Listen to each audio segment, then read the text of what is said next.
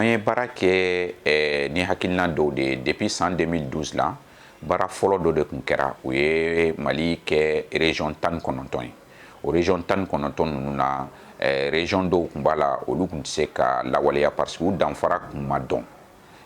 olu kun relevelen don u cira ka bɔ région minnu na i n'a fɔ par exemple région de Sikaso Kucala ni Buguni cira ka bɔ olu la mais Buguni région danfara kun t'a la parce que commune t'a bolo cercle t'a bolo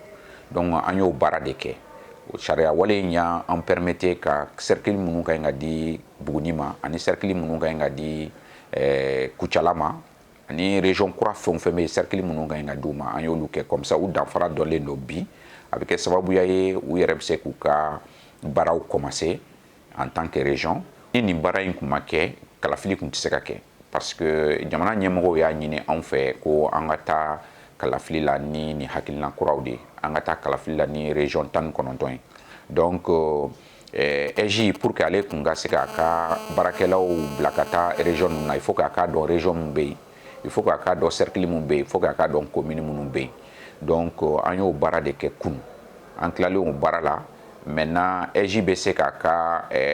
baarakɛlaw sigi région 19 bɛɛ la ani commune fɛn o fɛn b'a la parce que commune kuraw an y'olu créer commune caman créer la cercle caman créer la arrondissement caman créer la donc a bɛ o bɛɛ danfaraw dɔn sisan donc EJ bɛ se k'a ka baara kɛ a bɛ se k'a ka tableau kɛ k'a dɔn k'a fɔ nin région masina in na nin commune masina in de bɛ yen donc an ka ɲi ka nin représentation de bila ka taa ye ni nin tun ma kɛ